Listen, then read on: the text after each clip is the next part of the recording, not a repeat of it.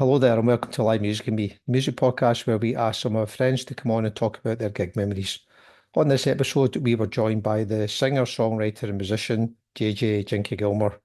We chatted about a whole bunch of stuff, but what I didn't do was mention that JJ's actually out on the road from February in Scotland.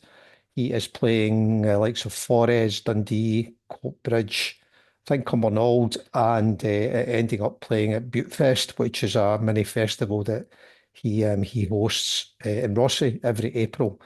So lots for you to pick up. If you've not the chance to see JJ before live, I would highly recommend that. He's really good. You can find him on at JJ Gilmour on X Twitter, and if you search for JJ Gilmour on Facebook, you'll pick him up as well. Other than that, sit back and enjoy. We had a great time doing this one. I hope you'll enjoy it all. Stay safe now. Take care. JJ, good evening. How you doing, sir? Very well. How are you? Not bad, mate. Not bad. Good to see you. Are you surviving the weather? Yes, cold as it is. Actually, someone, I think last year, the Christmas present, no, it was longer than that, 2 or 3 years ago when I moved back to Scotland, bought me a hot water bottle. And last night was the first time I've ever used it. Wow. And was it good? Oh, it's tremendous, man. It was tremendous. I've been a big football fan and I hope I don't divide the audience here.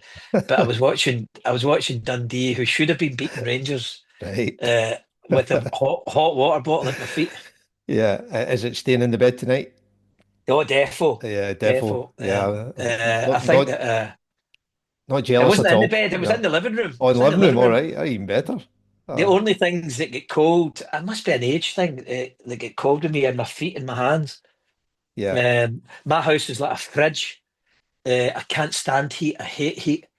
Um, so people that come to visit, I had some friends came to visit recently, and one of them finally plucked up the courage to say, "Any chance of turning the heating up in here?" But I don't realise. But my feet get cold. But my feet get cold anywhere, and my hands get cold anywhere. It's just, Yeah. but people sort of go. I'm like some sort of weird electric blanket thing. Okay. Um, Well, let's see I if think, you but survive the next few yeah, questions. Yeah, before you get we don't want you getting frostbite and falling over, mate. All right. let's see. So are you ready to have a go at live music with me? Yeah, absolutely, Good man. All righty. definitely. So let's rattle through a few and we'll see how we do. So the first question, which we always start with, is the first gig that you went to. The first gig that I went to, I'll never forget the first gig that I went to because it was a punk gig in the Apollo, and there was a guy in the row in front of me having sex with his girlfriend. Uh, and I was 14. What Uh, was the gig? the gig, well, there was a few bands on, so it was a band that now that I wouldn't say that I liked. Certainly don't like them anymore, but I'm not sure I even liked them then. It was a band called Sham 69. Okay. Jimmy Um, Jimmy Pursey and all that. Jimmy Pursey, yeah, Yeah. and they had a song, "If the Kids Are United," and they had this song called "Hurry Up, Harry." I don't know if you Yeah, remember I that, do. but Yeah. there was a guy having sex with his girlfriend. I was in the stalls, Yeah. and at 14, you're kind of learning things like that and learning what it is, and I thought, oh my goodness, but that punk scene was mental. Yeah. I think that's what I loved about it. I loved how daring it was. Um, yeah, so there was a great band on called the Cimarrons. Don't remember Um, them. they started the whole thing called Rock Against Racism, Right. and that really stuck in my mind. I hadn't really experienced racism. There had been one guy had moved into Coatbridge, a wee guy called Eric Joseph. He was a wee black guy, and I don't think I'd ever seen a black kid before. Yeah. And Eric went on to be a friend and also a very very great musician, Eric. Um, but that kind of it set a wee thing inside me. Um, which was, I mean, I'm not Bono, I don't have a soapbox. I don't carry a soapbox around with me. I'm not suggesting that Bono does either, but it just set a wee train of thought in my mind. Being brought up in Coatbridge, was really Yeah. just a big Irish Catholic Yeah. thing, Yeah. Yeah. and you would experience a different kind of racism Yeah. than you would from coloured racism, a colour racism. But yeah, so the Cimarrons set me on my way to being this budding Coatbridge Che Guevara. kidding myself on, And, and was it memorable for the music or for what you were watching in the row in it front was of you? no, it was memorable. No. I mean, it was memorable for that reason because that's the first thing I told you about. Yeah. That's the standout memory. I'd never seen people engaging in sex before. Uh, Not a but it was gig, also no. memorable because it was amazing. It was Yeah. also memorable because the Cimarrons were playing, and then I saw them later on. They played with the Clash later on. I was a massive punk fan. I saw them later on with the Clash, and they were every bit as good as the Clash. The Cimarrons, they were brilliant. You should check them Okay. out. Oh, well, I'll do that. Okay. That's a really interesting first gig. Thanks for that. Yeah. I hope that's not setting a trend for the rest of the questions. Ah, might be. Yeah, It who might knows? be. Okay, then what about jumping forward then? What about the last gig that you went to? The last gig I was going to go to, which I never got to, which I was at raging because I haven't been very well. I told you I had a wee bit of an operation. Nothing. Yeah. It was nothing. But it meant that I couldn't go and see Kneecap Okay. because Yeah, I really like Kneecap and I love everything about them. They won an award last night, which is amazing. But I love the fact that people like Elton John and all that are jumping on board with them. Um, yeah. so I never got to see Kneecap. That's a shame. Uh, yeah, and really the last gig that I remember attending was a gig that I was playing at, which was it's always good when you're playing at a gig which is that you're maybe part of, but you're not the reason people are there to see. Um, which was Simple Minds in Blenheim Palace, which is Right. Winston Churchill's old house. Okay. And we played down there. We opened up for them, and Deacon Blue were playing, and it was like being transporting Glasgow Yeah. to To to Blenheim Palace. Blenheim, Yeah. and standing in this what could only be described as a monsoon, watching Deacon Blue, and then watching Simple Minds, and it was biblical. The rain was unbelievable, and just watching just how good Simple Minds were, Yeah. and how good Ricky is as a songwriter, and just thinking, yeah, that's why they were so successful, Yeah, both Deacon absolutely. Blue and Simple Minds. Yeah. So And that was really my last memory of a gig. We happened to be we weren't even the bridesmaids, we were the flower girls. yeah, but very, very nice flower girls, right? Oh, I Yeah, yeah. delighted. I mean, the guy who Delighted. was Yeah. putting the gig on was a Scottish guy, and he came up to me. I was watching Charlie Burchill because I just think Charlie's an amazing player.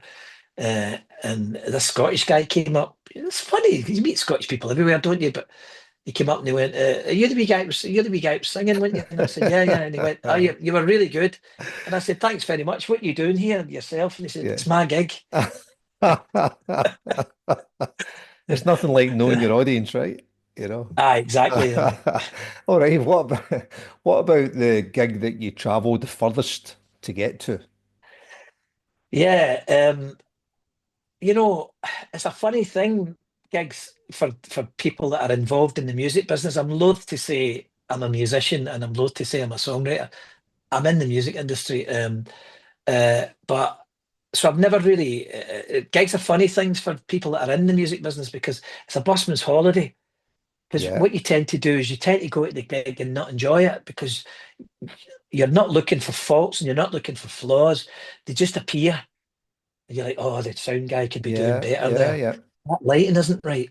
Oh, his vocals should be louder. And so I don't go to a lot of gigs that I probably would go to for that fear of, and also making sure that people that are with you, you're not stopping their enjoyment Yeah. by saying, "Oh, that should be louder," or. Yeah. So the furthest I ever travelled for a gig, and I didn't necessarily travel specifically for that, was to Ontario in Canada, Okay. um, where I saw on the same night Dave Edmunds in the Rock Pile, and probably one of my songwriting heroes, Elvis Costello. Of course. Um, and he did.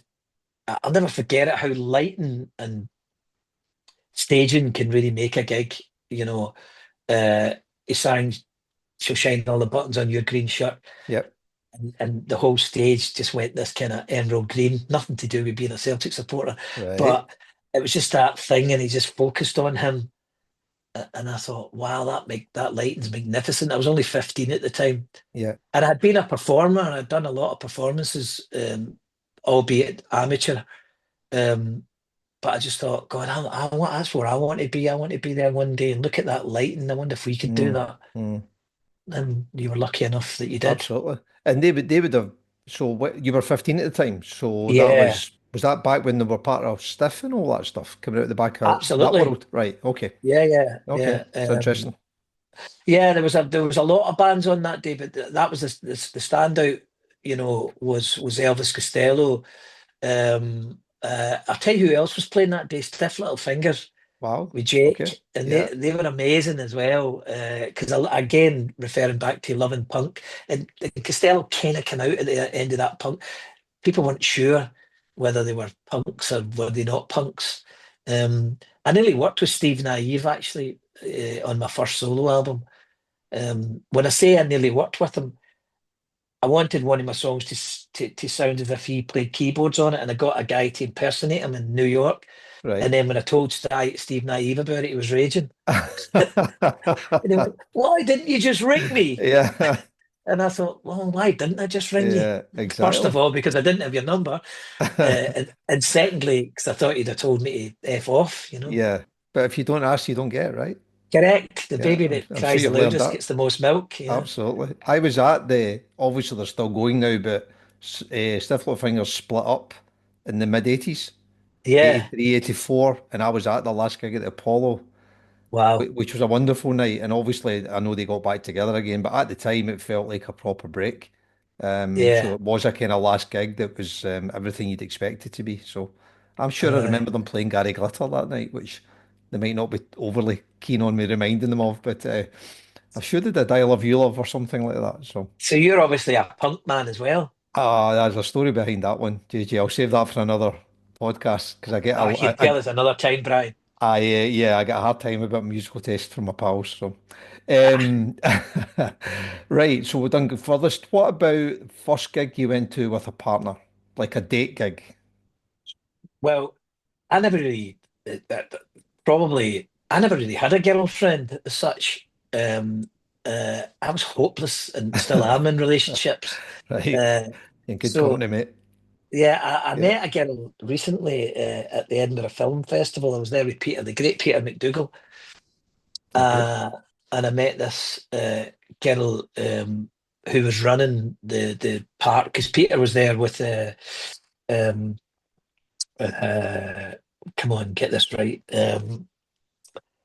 Oh, that's terrible. I know the man really well. I'll get his name in a second, but he was there anyway to promote a sense of freedom. David Heyman, sorry, David Okay. Heyman. Yep. And the three of us, David was going away down to work with, like, I mean, it sounds like name drop. It's just that the industry that you're in just happens to, people are who they are. Yep. But David was going down to work with Tom Hardy, of all people. Okay. And like any person that you love what they do, I think David Heyman's just phenomenal. I think what he does is amazing. So I was in a bit of awe of him, and I'm always in awe of Peter. Yep. Um, and this girl came to sort of show us in, and there was all these Japanese fans that were there to meet Peter and stuff. That was really just a sidekick along with Peter hanging out, and this girl came down. Oh, Mister McDougall, I'm here to look after you. This is where you'll be sitting. The theatre's going to be here, where we're going to show a sense of freedom. Mr. Heyman will be arriving shortly and stuff. And then Peter said, "This is my pal, JJ Gilmour," and she went, "Oh, I'm such and such. I don't want to name her, but I'm Yeah. such and such." And I went, "Oh my goodness, I fancied you rotten."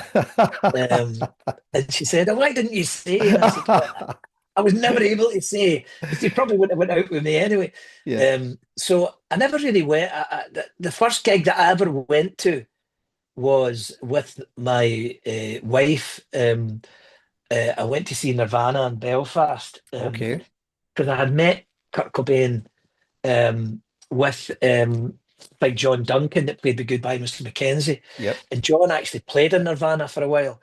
I didn't know that. He was. There was a couple of I won't bore you with the details, but one of the guys that worked with us left to be Dave Grohl's drum tech.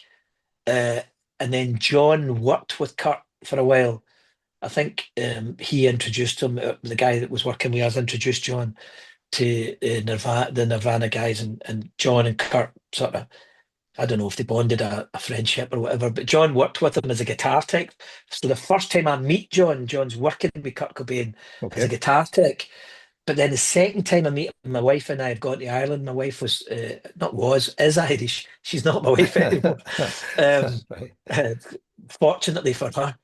Um, so we go along to the King's Hall to see Nirvana. But at this point, John's playing with them, Okay. playing guitar with them. So we meet Courtney Love and Kurt. And it was the second time I met Kurt.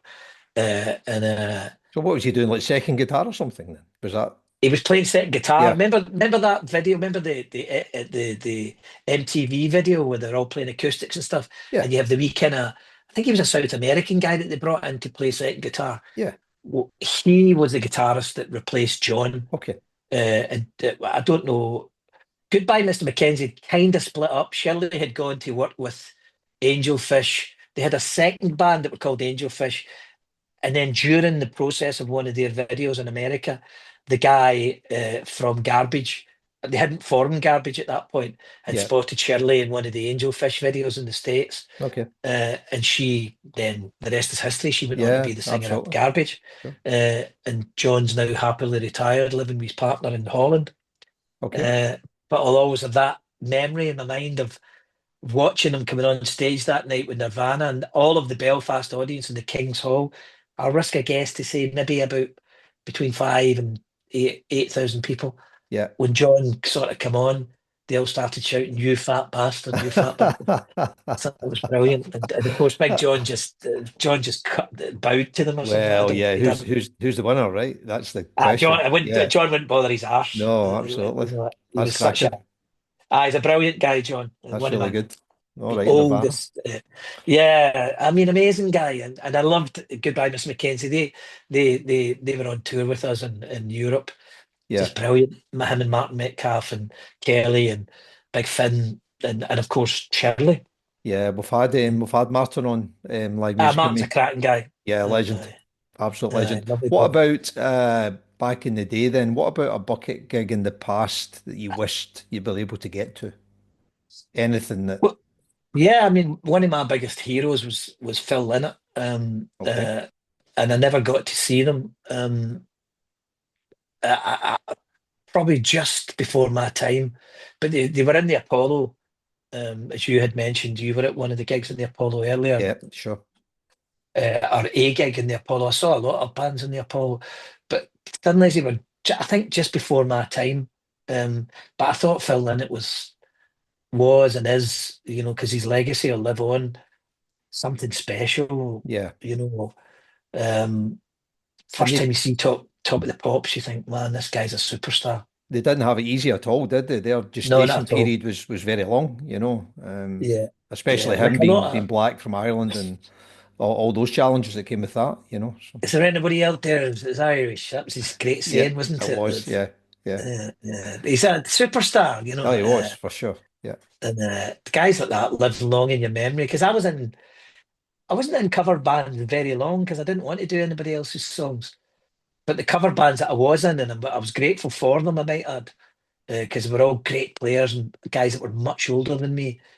Um, we used to do a couple of Thin Lizzy covers, and yeah. just, That oh man, who writes songs great like fun to this? do as well as a guitarist. I'm guessing. I am just Yeah, a cowboy, just, yeah, oh yeah. man, it's like I just read a amazing.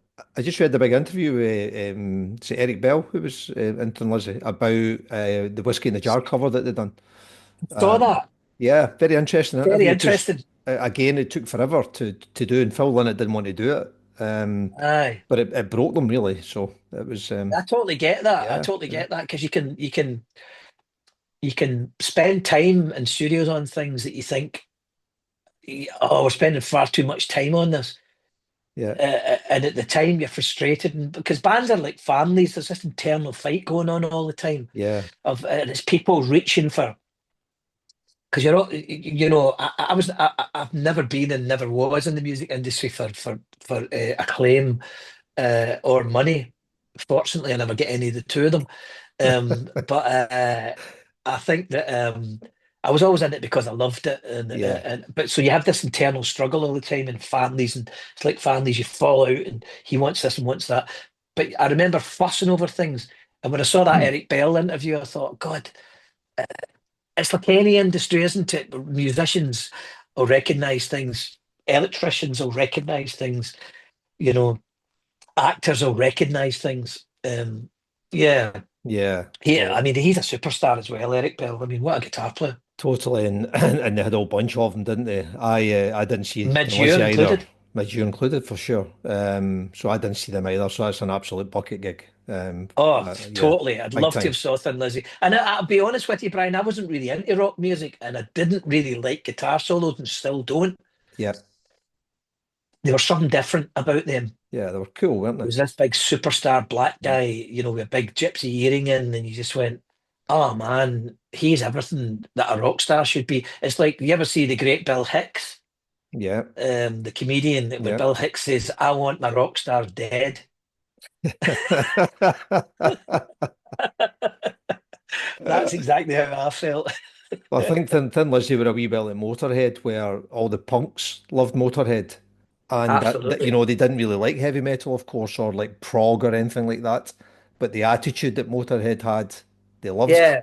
And Thin Lizzy, I think, were a bit like that. They had real attitude, didn't they? So, It was a crossover. It was like the Police with punk, wasn't it? mm, The Police weren't really punks, but yeah, when you listen to Message in a Bottle and ba doo doo doo ba da da da, and you thought, as a young guy at 15 and stuff, I was like, is that punk?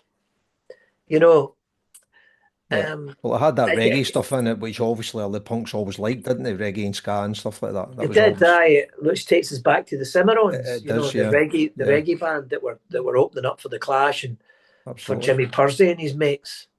Okay. What about a gig that most surprised you? Somebody you went to see and they were either better than you thought they were going to be, or they honked. I saw a band. I saw a lot of bands that really kind of bands. Listen, as much as I'm in the music business, I don't tend to spend a lot of time in it because, again, it's a busman's holiday, and you don't intentionally become cynical, and I'm quite a cynical wee guy. I don't mind admitting that, but so I tend to I try and stay away from things that I would instantly start to criticise, and I would love to blame it on age, but I've always been a wee cynic. Um, uh, so I try not to go to places that makes me cynical, Right. because it puts you in a bad frame in Yeah. general. What about So what about bands you saw that actually blew you away and you weren't thinking, went to see these guys and do you know what? They're absolutely brilliant, I mean, A listen, bit like the Cimarrons. Yeah. I'll be honest with you. I think that if I intentionally go to a gig and I don't go to many, most bands blow me away, and that's Right. why that's been a great mantle for me, and because it means that I've never. What am I trying to say here? It means that that my expectation levels have been met Okay. because I've been to see so many bands that I think, oh my goodness, they're brilliant. And you go to gigs. I saw an interview one time with Stuart Copeland, and he said he'd been invited on tour with Dave Grohl's band, and he'd been on the plane with them, and they were flying to the next big gig somewhere. I said it's really funny when you're in transportation. It doesn't necessarily need to be a plane when you're in transportation. And I hope I'm not misquoting the guy here, um, but he said it's funny when you're in with a band that are really successful. Hmm. If you're in with a band that's not that successful, they're like, oh, they're that band, yeah, they're shit. Yeah. You know, Yeah. Yeah. it's like, yeah, I remember them when they used to play the Barrowlands, and now they're playing Hampden, they're shit. Yeah. You know, Yeah. I get and he that. says, and so there's a sense of jealousy, or I mean, I don't have a jealous bone in my body. So I think when I go to gigs, I think the thing about gigs for me, anyways, I always, when I would be performing in gigs, I always think the audience are there to love you, Mm. and the only thing that you can do is let them down. Yeah, totally. You know, Yeah. So I think, you know, I mean, probably the last band that I saw that recently that probably blew me away were a band called the Flaming Lips, Mm. and I saw Yeah. them in France, and I just thought they had all their gear was all tattered and worn, Yeah. and the keyboard was half hanging off its stand, and the gaffer tape all around, Yeah. Yeah. and the drummer Yeah. fag constantly in his gub, and you know, and I was chatting to them afterwards, and I was like, Yeah. you know, and Yeah. it reignites you because you then realise that you know, as much as you think you're good at what you do, you know, and I don't necessarily say that that's what I say to myself, but you need to tell yourself you're good or you'll never be good. Yeah. You know, you need to tell Yeah. yourself, I'm all right here. You know, I deserve to be here. You know, we'd be sharing stages with some of the biggest bands in the world. I remember having a glass of beer afterwards with the guitarist from Rage Against the Machine, and you had to stand there and accept that you were there, Mm-hmm. or you just Yeah, totally. Yeah. you'd end up start greeting in a corner somewhere. You know, I was watching them on stage and I'm thinking, oh my Yeah. goodness, how Bloody good are hell. these guys? Yeah. Yeah. You Yeah. know, that guitar player, I don't know the guy's name. Tom Morello. Yeah, Tom Morello. Yeah. And, you know, and here I am backstage and we're having, like, it was in Switzerland and we're having these little shots of whatever, it doesn't matter what it is, tequilas or something like that. And he said to me, yeah, man, I really liked your band. Yeah. Yeah. And I was standing in the pit, you know how they call it, the pit? Yeah. Because you're allowed to go in there if you're a member of a band, but all the press are in there and all the photographers and stuff. And James Brown was playing that gig. Jesus Christ, James Brown. Yeah. And I'm standing in this pit and I'm probably 27 at the time, 26, 27. And I'm thinking, what am I doing here? You Right. know, but you have to tell yourself you're here on merit. Yeah. Totally. You Yeah. or the next day you would pack it in. Yeah. You And know, also you've served, it's like any job, you've served your time, haven't you? So, aye, once you've done that, you get the opportunity to step up and do more. And aye, musicianship's the same as playing football or, you always aspire to get to that level where I'm sure there's footballers that look at other players and think, goodness yeah. me, how did they get in this team? But they're there through merit because someone's put them there, right? So, Aye. And for me, Brian, I was always, and even to a certain extent, as a guy at 60 now, I was always looking for validation all the time. right. I was always looking for people to say, you're all right, son. Because, you know, I mean, I'm not my own enemy. I never have been, you know what I mean? But I'm also not my own hero. You Mm. know, there was a great statement I saw many years ago by a Glasgow solicitor. And she was representing somebody, and so, I don't know. The journalist asked her a question about, I think it was a class distinction question, and she said, "Oh, I've never looked down on anybody, but Right. I've never looked up to anybody." Right. And I thought, "Oh wow, Yeah, I like that. what Yeah. a brilliant answer!" You Yeah. know, I need to remember that one. yeah, yeah, I like that. yeah. It's really good Yeah. because I think if you look, you know, and think, "I'm never getting to that mountain," Yeah. you'll never get there. No, no, totally. You Totally. know, I and I mean, think, but you're young, you have to have ambitions and aspirations, right? oh yeah. That's the whole point of being young. You I think you can mean, do anything, right? yeah, I mean, we shared stages with everybody, you know, and I won't name drop anybody, but I never at any point, you know, at festivals or anywhere else thought, oh no, I Yeah, hope we're not on after them. yeah, I just thought, let's get into them, absolutely. you And know, when you let's were, get in about them. Let's, you know, I might be dressed like a Coatbridge tramp, you know. I said we were introduced one time by Jonathan Ross as five tramps from Lanarkshire.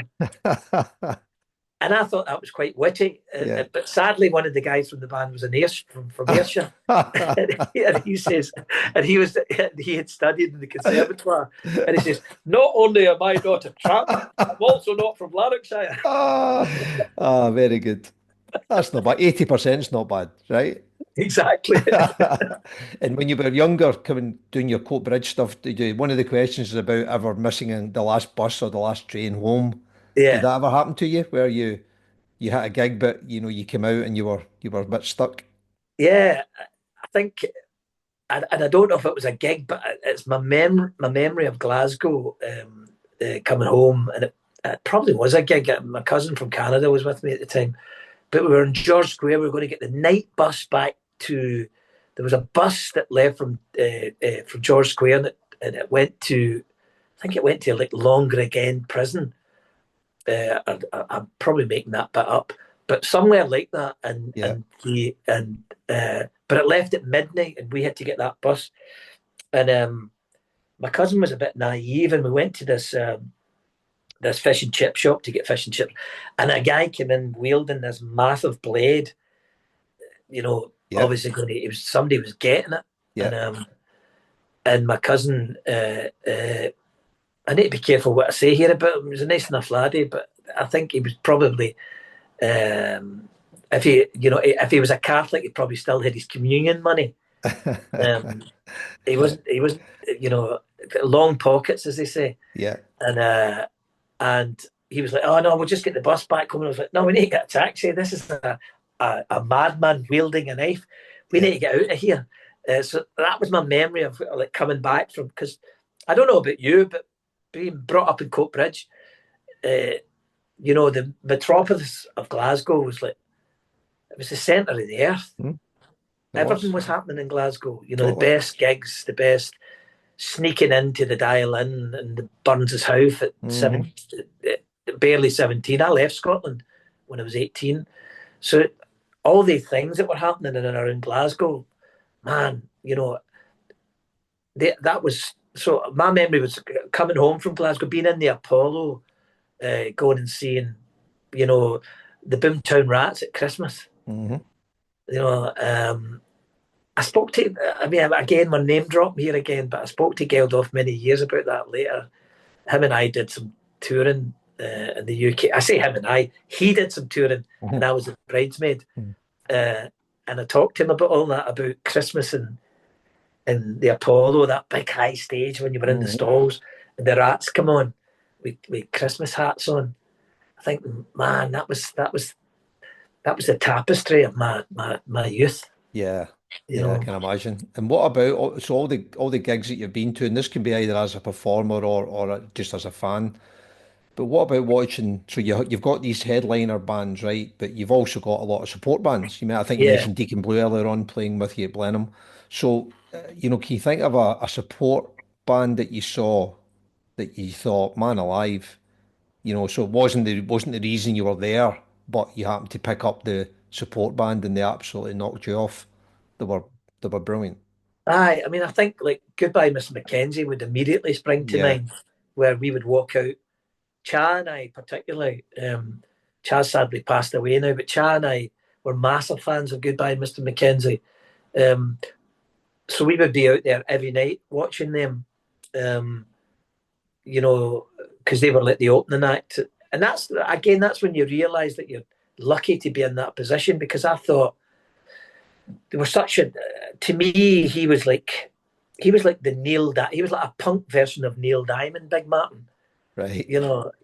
I can imagine Big Martin, far we could travel and far. It's one of those voices It that you has, just yeah, yeah, it just carries. It's like this. yeah, It's like when they said that Sinatra could fill a room. When Big Martin would sing Goodwill City yeah. or Now We Are Married, or I mean, The Rattler obviously was a big song, but there was many other songs that I thought Martin's voice really Mm. came through. So they were definitely one, and I think religiously the Silencers used to talk about this band opening up for them that ultimately became a big band, and it was Travis. And Okay, all right. so Yeah, wow, this opening band of Fran Healy and the boys, you know, And they were stuff. good when they were coming through. They were good. You could see that, right? They were, Oh, yeah. I mean, my wee brother put them on in Coatbridge. There used to be a thing, Tenants Live, which went on to then Mhm. BT in the Park. Mhm. And Tenants Live put on these gigs, and they would. I don't know if they picked the venues. I was away by then. I was away abroad living. But my wee brother used to put on these gigs in Coatbridge, and so they would be visiting bands, and one of them was Travis, and it was him that told me about them. And then they became the opening act for the Silencers. But I think you can see with bands. I mean, again, I mean, dare I name drop, but sadly you have to. Um, but I remember talking to Fran years later. There's a festival in France called La Route du Rock, and we were dead lucky. We became a big band in France. We Mhm. became, you know,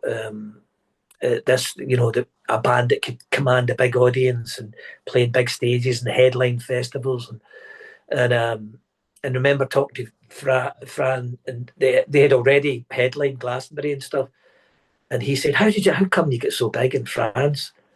And I said, how come you get so big in England?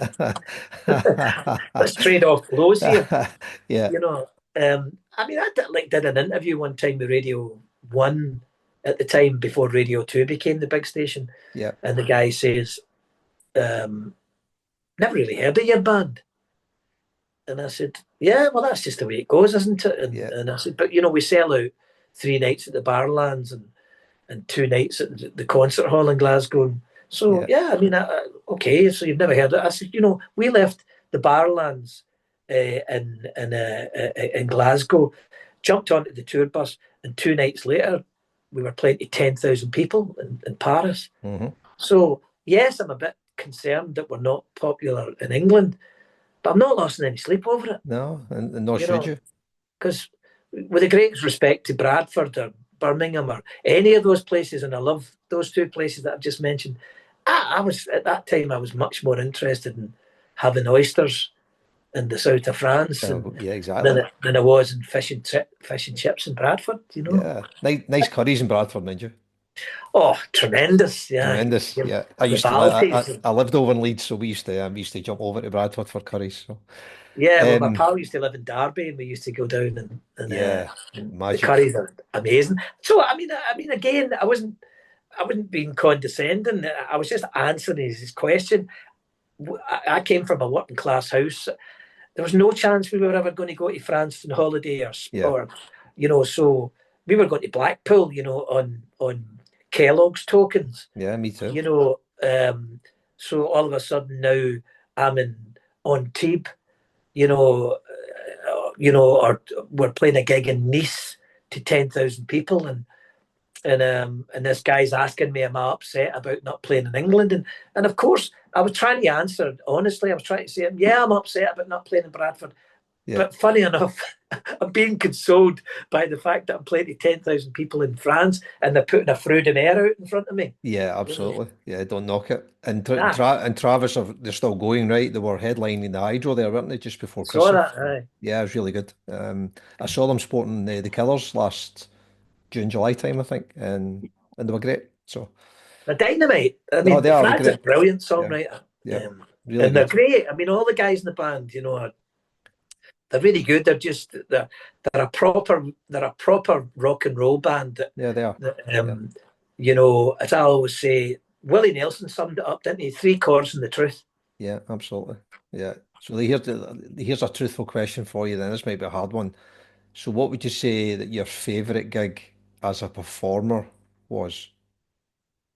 Um, I'd love to say the Barlands, um, uh, but it wasn't. My Okay, favourite gig ever was the Olympia in Paris. right. Um, And that's with the silencers, right? yeah, Yeah.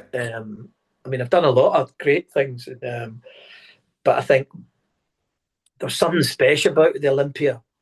Um, when you see it's got a similar history to the Barlands. Actually, that's not true. It's got a similar history to the Apollo, Yeah. because the French are really devoted to their artists, Yeah. and I stand by them.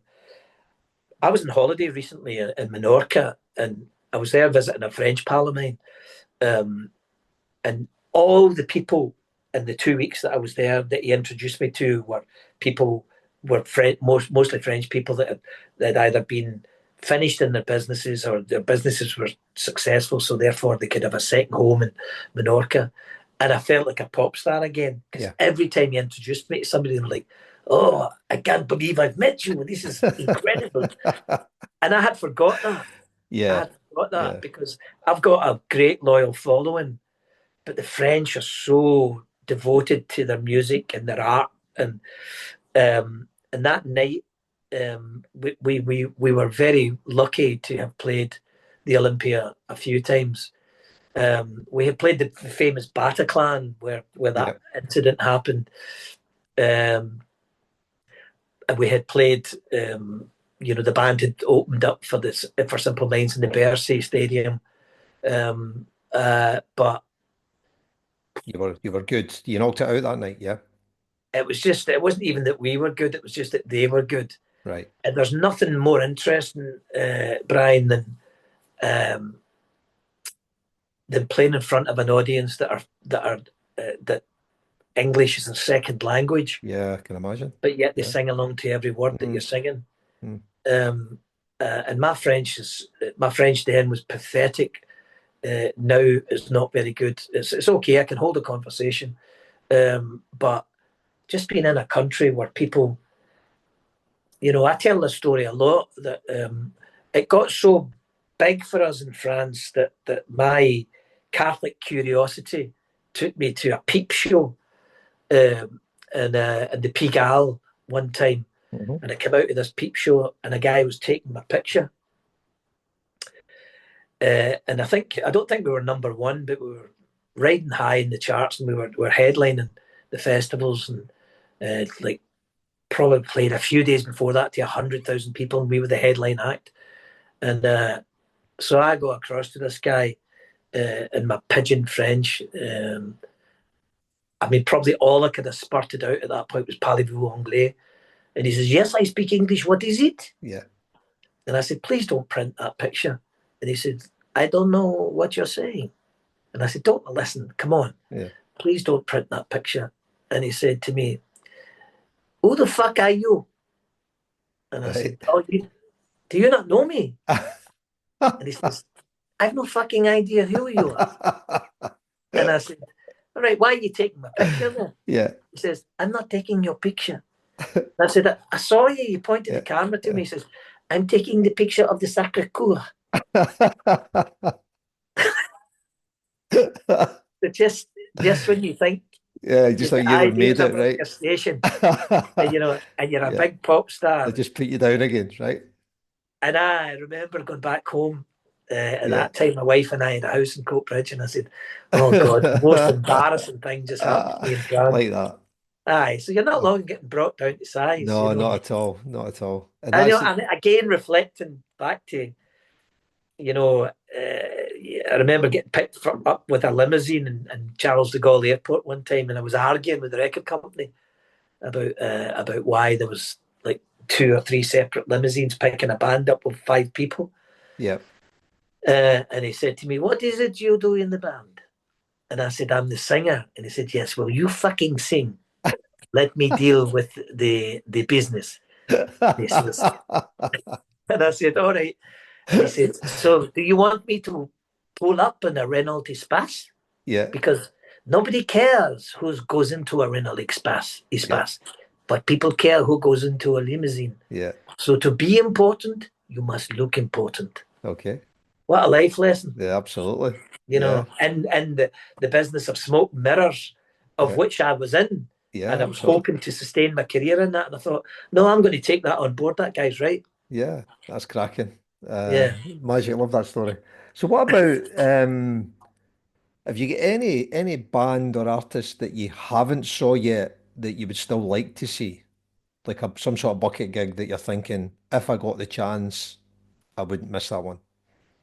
There's a couple of artists. My favourite writer for many, many years, they're not my favourite. I don't lament about them all the time, but I love the band Eels. Mm-hmm. And I love Mark. I think he's an amazing songwriter. And for one reason or another, I've never ever caught up with any of their gigs. I'd love to see him. I'd love to see Eels. I know there's been a couple of member changes Yeah, and that, and you know, but that's, as I said, bands are families. yeah, They fall out and fall in yeah, and yeah, fall out. yeah, yeah, I'd love to see Eels, and I will see them because I think Mark Everett's amazing. He's got a great book out called "Things the Grandchildren Should Know," yeah. I and saw that. I don't, yeah, and that's an amazing book, and I'm, you know, a big ambassador for mental health, and Yeah, he's a very, very interesting guy. He's a very fragile guy. From what I know, I don't know anything about the guy, but just what I've read about him. mm, But he's a really interesting guy as well. His father was one of the world leaders in quantum physics and comes from a really interesting background. mm. So I'd love to see them. And a guy that I've never saw, which is probably my modern day Canadian hero, is Ron Sexsmith. Okay. I love Ron Sexsmith. I think he's phenomenal. Yeah. And I should have been to see him in Edinburgh recently, and I never managed to get there. But I think he's up there with any of them. I think he's up there with you know, dare I say, Joni Mitchell and Neil Mm, Young. mm, I think he's Canada's best export for a mm. long, long time. For a long time. Yeah. And he's still active, so I'm sure you get the chance to see him Yeah, again. Yeah, he's still yeah, out there. yeah. I'd love to. I've never seen him. I've seen the Eels at the concert hall in Glasgow a few years ago. Yeah. And it was everything you'd expect maybe. And at the end of the gig, when it finished, I think it was the end of the encore, he came down off the stage and hugged maybe two, 300 people in the audience, Wow. like one at a time, literally one at a Yeah, time. And that was yeah, the finish of the gig. And he left after that and went off. So yeah. he's a very unique individual, but He it was is. wonderful.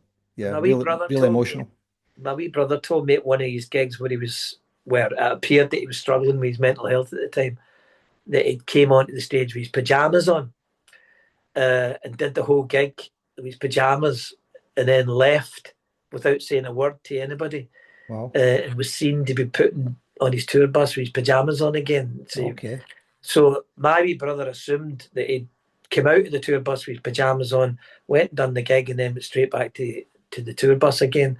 That things the grandchildren should know. I don't read many books. In fact, let me rephrase that. I've never read a book, but that's the only book that I've almost managed to get through, and it was through my good friend and psychiatrist in the chat. I lived in Jersey for a long time, and I was struggling over the death of a good friend, Right. and he came to visit me in hospital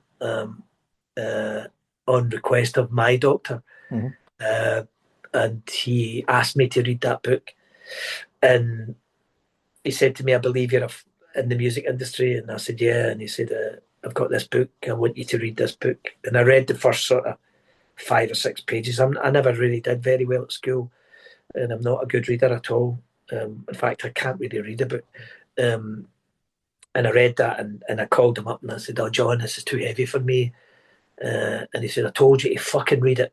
Hmm. And I said, okay, I'll try and work my way through it. And eventually I did. It took me years to get through it. But that's a phenomenal book of someone that is, as I say, is saw the mountain Yeah. and think, I need to get to the top of that mountain. I need to Yeah. get past all this. I need to get out of the glue and get to there. And I think that Mark Everett's amazing. I don't know if you've ever read that book, but you I should read haven't, it. no. I will, yeah. It's a And phenomenal we read. love, we get a lot of recommendations for books and LPs and stuff like that. So it's part of the reason we do it is we get so many nice references to go and check things out. Yeah. So we'll do that. If you Yeah. email me your address, I've bought that book for about 20 people. So I'll be happy to buy you it. And I'll email, if you email me your address, and I'll buy you that book. I'll do that, and But I buy it because I like to buy it for people. well, I'll read it and I'll pass it on Yeah, to yeah. people, guys I know. Well, that'd be really nice, like that. Yeah, it'd be a Oh, lovely. pleasure, Brian. Yeah. Let me finish off with a couple of biggies then, right? Okay, Okay. these are tough. So your favorite live music venue? Um, Again, I would have said the Barrowlands. In fact, actually, no, it wouldn't be it wouldn't be the yeah, no, it wouldn't be Paris because I haven't done enough there. as I mean, I haven't been to enough gigs there. Yeah. Yeah, well, Paris. without a doubt, the Apollo. Apollo. Yeah, Okay. yeah, Yeah. without a doubt. And I say without a doubt, I had to think about the Olympia in Paris, but that's only for selfish reasons. As a performer, Yeah. as a spectator, I mean, I love the Barlands, absolutely, the horse-sprung floor and the Yeah. whole. But the Apollo, man, Okay. I saw Elton John in there, man. Yeah. I cried half the night. He was so good, you know. Like, and it was the Goodbye Yellow Brick Road tour. Yeah. It's like, Jesus Christ, man, is this what you need to be a songwriter?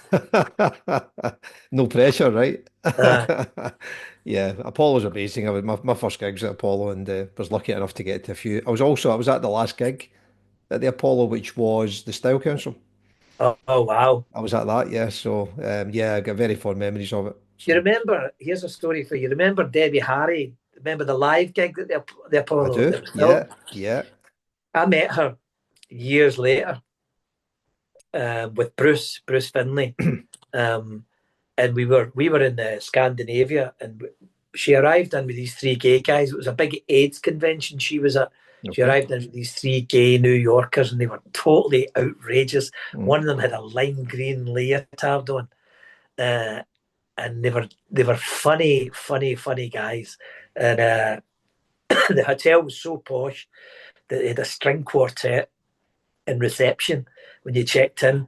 It was outrageous, some of the Yeah, places that you stayed in. And but I remember her leaving, uh, and me thinking as she was leaving, I walked out, I followed her out, and remember thinking, God, you were one of my childhood fantasies, man. yeah, You yeah, know, that time in Glasgow in the Apollo where it was filmed, I was like, whatever age I was, yep. 13 or 14 or 12, or just watching her going. It wasn't even the fact that she was a she was a sex symbol. Yeah.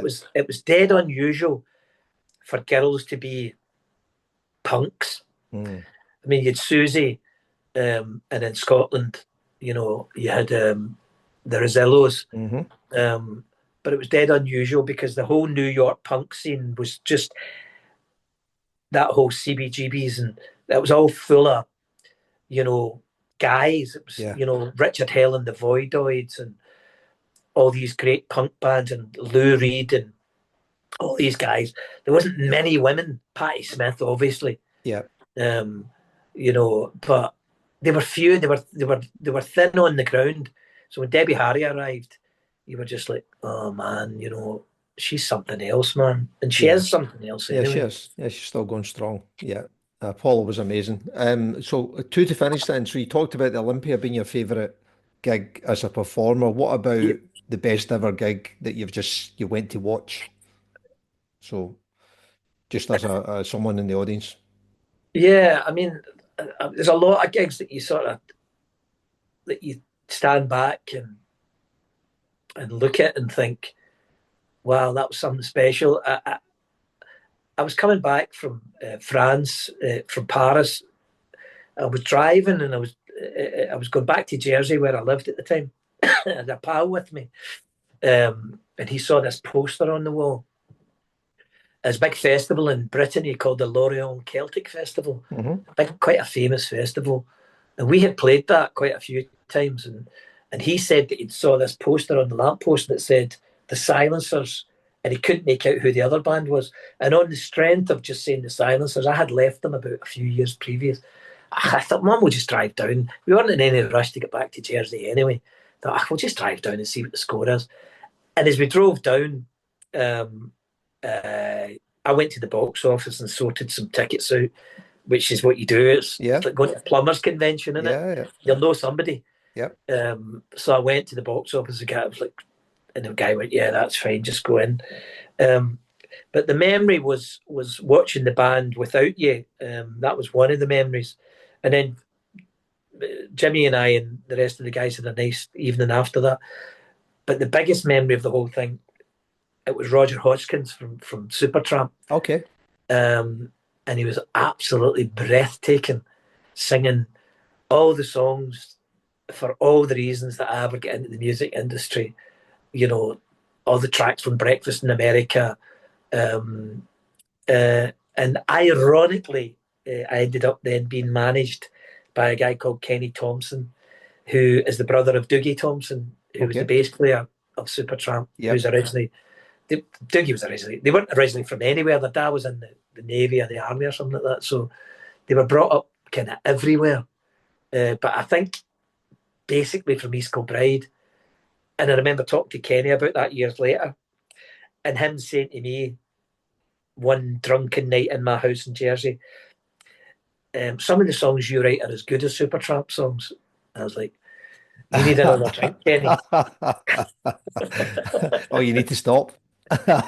Or you need to lay off the Ah, Calvados. brilliant. I was probably pouring Calvados at that point. Yeah, I So mean, yeah, I never seen Hodgson blew me Supertramp, so away. that'd have been amazing, Roger Hodgson. Yeah, Oh, he was yeah, breathtaking. He was yeah, breathtaking. Just him on a lovely old. I'm sitting here in front of my piano as I'm speaking to you. yeah. Um, there's my piano there. All Can you right. see that? Yeah, I can see that. Yeah, So yeah, I'm just playing all the beautiful three chords and the truth. Dreamer, you're nothing yeah. but a dreamer. And then, don't you look at my girlfriend. And I'm Yeah, like, oh man, it was just hit after hit after hit yeah, I after can hit. imagine. You were like, oh man, that's the way to write a song. Completely blown away, big, massive, cheesy grin. Yeah, Brilliant, Brian. wonderful, absolutely wonderful. And to finish off then, what about one live album that everybody should have a copy of?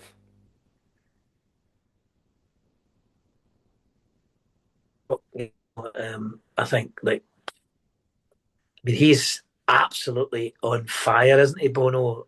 Then, and the band are just, I don't know whether they're at the pinnacle of their career. I don't know, but just hear him singing those anthemic U2 songs. I mean, yeah, it's like bands like that. You love them or hate them. Some people hate U2. Some people, it's Marmite, isn't it? Hmm. But when I saw that,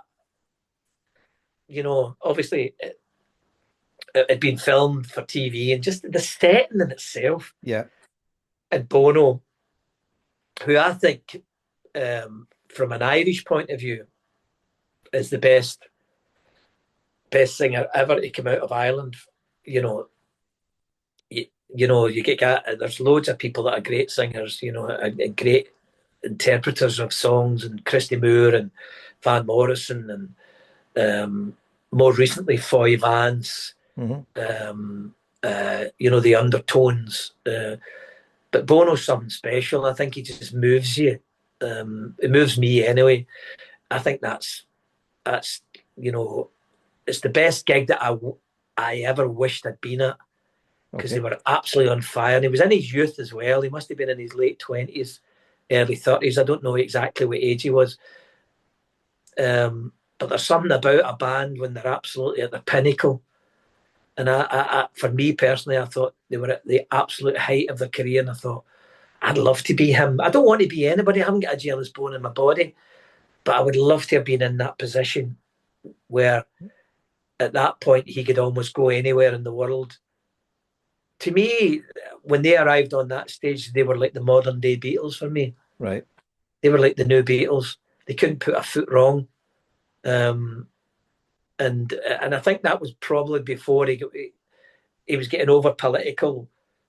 And I never criticised him for being political anyway. I just thought that was part of who he was.